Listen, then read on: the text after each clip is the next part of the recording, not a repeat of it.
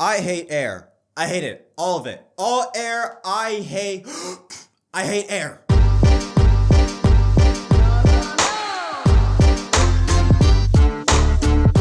Yo, what's up, everyone? My name is Jet. Welcome back to an episode of MDK Racing Victory Stop, recapping the NASCAR Cup Series from Dover and what was a very entertaining race right until the very end. So this race, no surprise, was between Hendrick Motorsports and Gibbs Racing. At the beginning, it was William Byron that was leading early on. Blaney did lead at the very beginning, but Byron took over, then Truex. But it became down to two drivers that we kind of expect them now to be always in the mix for a win, between Denny Hamlin and Kyle Larson. Now, how Larson got to the front, he started in 21st, but he had a lightning fast car, was able to take advantage of issues on pit road in stage 2 when Byron's jack dropped on the car, leading to a 20-second some odd stop. Truex also had a slow stop that allowed Larson to go and take the lead, and he won stage 2. Denny Hamlin was in the top 5 for majority of the race until the first pit stop in stage 3 after stage 2 ended. They came onto pit road. Hamlin's pit crew lights out, got him ahead of Larson, Truex, all those guys. Hamlin leapfrogged them all, and he became the race leader. Hamlin going to lead 139 of the 400 laps, being the most of any driver. But in the closing stages, it was going to be between Hamlin and Larson. Hamlin built up a big gap, but in the final run, Larson ate away at Hamlin's lead. What seemed to be, at least in my eyes, I thought for a second, we may get one of those classic Hamlin-Larson finishes where you know something is going to happen. Maybe a repeat what we saw between Kenseth and Larson back in 2016 in the closing laps at Darlington.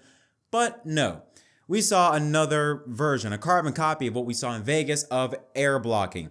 Larson was clearly faster than Hamlin, but as soon as Larson got within reach of Hamlin, doing the veteran move, doing what he needed to do, just took away Larson's line, air block to perfection, was able to go on and win the race for the third time in 2024, his second win at Dover all time, and the 54th win of his career, placing him tied with Lee Petty, 12th on NASCAR's all-time wins list, finishing just a couple tenths of a second ahead of Kyle Larson. Here's a look at the results. Martin Truex Jr. finishing in 3rd. Kyle Busch, great run for him in 4th, and Chase Elliott rounds out the top 5.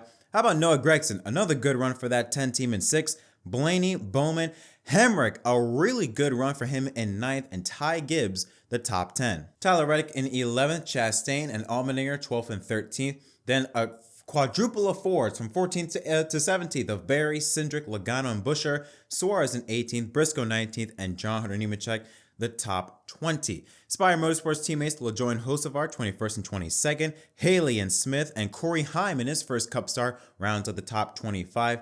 Harrison Byrne, Austin Dillon, Jimmy Johnson, Kaz Grala, and Brad Keselowski, who spun around halfway in this race and just had a whole plethora of problems, comes home in 30th. Tyler Gillen, 31st. Then these three drivers were caught up in a crash near the end of the race. Bubba Wallace, who got taken out by Zane Smith on a restart off of turn number 2. Wallace slides down and takes out William Byron and Christopher Bell in the process. 32nd to 34th for those guys. Ricky Stenhouse Jr. was involved in a crash right before that incident, finishes 35th after he basically took himself out and on the back straightaway with Josh Berry. Michael McDowell had hub issues, and Ryan Preece finishes dead last after his car basically caught on fire late in the race, or I should say early on in the race. The reason why was because smoke was building up in the foam section of the car, the protective foam section of the car. Smoke was piling up. They took it to the garage. End of day. Here's a look at the point standings following Dover, 14 races until the playoffs. Larson still your points leader, 15 points ahead of Truex, I should say. Elliott stays in 3rd. Hamlin now up to 4th, jumps up 2 spots, while Byron loses 2 spots, 4th, 5th, and 6th, with Reddick sandwiched in the middle.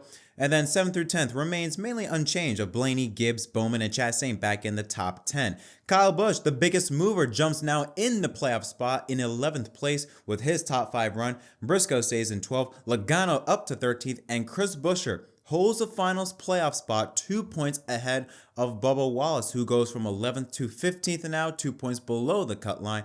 Brad Keselowski now 4 points below the cut line. Christopher Bell and Daniel Suarez sandwiched in 17th and 18th. They're locked in with their respective wins.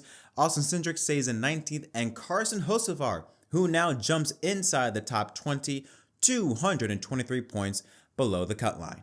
So, oh boy, my thoughts on this race. Again, let's talk about the finish. And Larson alluded that in his interview, post-race interview, that all he did, like he said, it was so easy for Hamlin to error block. Kyle Busch also mentioned in an interview how error blocking, it just sucks so bad. And I think it was Kyle Busch, I could be wrong, that mentioned in an interview coming into this race weekend that the next gen car is a defensive car, not an offensive car. What I mean by that is with an offensive car is where you can really push the envelope. You can bump a guy, you can move a guy out of the way. You can be real aggressive on the offense side. With the next gen car, you can be real aggressive, but defending your position. A perfect example of that is Daniel Hendrick, who finished in 9th, who had a car that was nowhere near the top 10. However, right before the Ricky Stenhouse Jr. spun, they were in the middle of a green flag cycle. Hendrick, among a couple others, they stayed out, banking on the caution, got that. Hendrick used the track position to his advantage, ends up finishing in the top 10. Again, with the car that was nowhere near the top 10. Hamlin, again, another example, who didn't have the car like Larson. Larson had a faster car, but all he had to do was just air block like hell, and boom, he was golden. Before anyone comes after me, I am a next-gen supporter. I love the next-gen car. I see a lot of potential in this car. Just, we have to add horsepower, bring a tire that can really, really wear, which we'll talk about that in a minute, and get rid of the diffuser. But we have to make it so that dirty air is not so much of a factor. Now, dirty air has and will forever be a part of racing. It just will. Like, I don't know how you can make it so that, unless you make it where it's like IROC and all the cars are exactly built the same, you're not going to get that. But what you can do is limit it. You can limit the amount of dirty air that's being disturbed throughout the field. And like I said, more horsepower, more tire wear, so it focuses more on mechanical grip, getting rid of the diffuser, among a couple other things. I think we can really make this car go somewhere. I mean, look at the Xfinity series.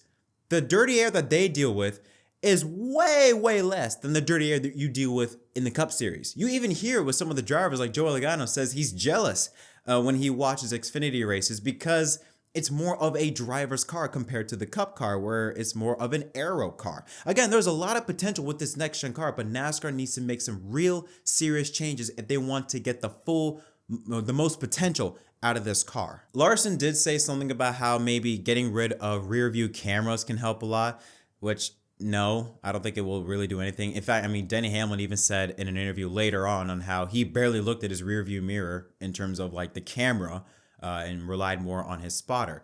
So yeah, I don't know. Getting rid of cameras is not the solution, and we should not be looking at that. We should be looking at the real problem, and that is horsepower, tire wear, diffuser, all that stuff. But anyways, that's enough about that. Let's talk about the coverage. I'll give credit with Fox, with Harvick. Harvick did, I think, a real good job of talking about the rubber layout that was being, distributed in the early stages of the race, because rubber was actually being laid down. That's what we saw, a lot of comers and goers that took place throughout the event. So that was nice to see. But Fox, you suck. Honestly, we got 48 days left until NBC shows up. So let's hang in there, guys. We got 48 more days, okay? In the final laps of this race, Fox, I do not care about the crowd, about who's wearing a Hamlin shirt and who's wearing a Larson shirt. I do not care. I don't know what is it with Fox's production and their cameras and being so garbage. Hell, one guy was focusing on women right before the race even began, was focusing on 3 girls in the grandstands. Mitch, yo, hey, chill whatever you got going on down here. Stop, all right? You're in TV, all right? What you doing, all right? What are you trying to do, huh? But anyways, my point is that they kept cutting to people in the crowd, and I'm just like, stop it. I don't care about what they think. And then with 6 laps to go, when Larson was right on Hamlin's bumper, they then cut to a 90% big screen of a flashback incident between Hamlin and Larson 1 year ago at Kansas, when Larson and Hamlin made contact coming to the finish. Okay, that's cool and all, but I don't care about that right now. Nobody cares. Even Clint Boyer alluded to the fact that, yeah, I don't care about Kansas. I'm more focused on what's happening right now in Dover. It's like, no one cares. Just be like, it's overproduced. That's the word I think to describe Fox. It's like they're trying to do too many things. Oh, let's zoom in on this. Let's get this. Let's get that. Just take a step back, take a breather a little bit, let the picture tell the story and let it play out. Instead of trying to get all these moments. I don't care about the fan reaction. Listen, if you get a fan reaction, cool. Do that for like post-race stuff or whatever, but not during the middle of a race. There were even times where they would have a camera of someone in the stands next to actual battles coming to the finish. It's like, I get what they're trying to do, but just let the picture tell the story. Let the race play out, okay? You're the storyteller. You're not producing the story. You're just telling a story. You're not trying to make one. Stop trying to make a story and just tell the story that's happening. Sorry, it was just so annoying. And we're not even getting into commercials because that's going to be something every week we talk about. So not going to talk about that. But how Fox produced the ending of that race was so bad. It was really bad. It was annoying. Let's go over some of the drivers that finished in this race. Martin Truex Jr. in third had a great car, shot at winning until late in the race on a restart where he ran into the back end of Alex Bowman, punctured a hole between the splitter and the nose of the car, which is a very aero-sensitive part of the car. I thought he would fall out of the top 10, and just have a bad run. Luckily, though, somehow he was able to not only finish in third, but he kept producing competitive lap times, finished in third place, which thank God, because I betted on him finishing the top 3 and he got me some money. So thank you, Truex, for that. But excellent run for that 19 team after starting. I think he started in the 16th or 15th position. Kyle Busch in 4th place. This is, I think, the first time in a long time where Kyle and that 8 team have had a nothing race. Just nothing go wrong. They didn't do anything that was either self-inflicted or get caught up in someone's mess. They just ran their own race. Great top 5 run for them. That was sorely needed. Elliott, 5th place after starting 29th. Great run for that 9 team. Noah Gragson, I mentioned him earlier. Another great run. Like I said, I feel like he's the best SHR driver at the moment, and he continues to prove why. Another just logging laps, finishing races, another top 10 finish, and he was actually even up until a few laps to go. He was up in 4th place, so he had a really good car here today. I mentioned Daniel Hemrick finishing in 9th place. His teammate AJ Allmendinger started 10th, 13th. Solid run for Colleague Racing considering the season that they've had in the Cup Series. But let's talk about Ford. Let's end this with talking about Ford. First off, with Team Penske, outside of Blaney, who led laps early on, finished, I think, in 7th place in the top 10. They were, again, I honestly, I think Blaney was really the only one that really showed race-winning speed. Noah Gragson, he had good speed, but he didn't have race-winning speed. But I look at the other 4 drivers, like RFK Racing, they had a bad day. I mentioned Keselowski and his struggles early in the race. Logano finished, I think, in 17th place. 16th place, I should say. Buescher in 17th. Man, this dark horse, I don't know. I don't know if you could equivalent to the 2018 Chevy Camaro, because when that Camaro came out in 2018, they struggled, but at least I think with the dark horse, there is something there, but it's very inconsistent. Like, they have some solid runs, like Logano for a couple weeks. Like at Richmond, he had a great car, and then the last couple weeks after that, he has just been non-existent. This dark horse is weird because they have moments where like, oh, they're showing speed. They're really good. And then there's other weeks where it's just like, where the hell are you? Where'd you go? Because every week still has just been either Hendrick or Gibbs. And going to next week at Kansas is going to be Hendrick, Gibbs, and 2311. Bubba and Tyler, both are former winners here. Actually, I think they're the last 2 winners, if I'm not mistaken, in the fall at least. So, yeah. Going into Kansas, not even including Toyota has won there with Hamlin last year. So, yeah, anyways, to digress, Kansas is probably going to be the same thing of just Toyota and Chevy. That's how it's been all of 2024. And going after 11 races and still nothing for Ford to show, it's very concerning, I think, if you're a Blue Oval fan. But if you're a Denny Hamlin fan, I'm assuming you're smiling a lot. Hamlin called a shot on his podcast that he was going to win Dover, and man, I don't know, something with Hamlin. It's like every year I think lately, considering his age, you would expect maybe a fall off, but I would argue that he is running his best years at the moment. The last 2-3 years, ever since the next-gen car, he has been running, I think, his best years yet, which is shocking considering he's getting up there in age, and usually that's where we start to see drivers start to fall off, but he has just been clicking it, both on the racetrack as a driver and off the racetrack as an owner, considering he won last week as an owner with Tyler Reddick at Dega. So,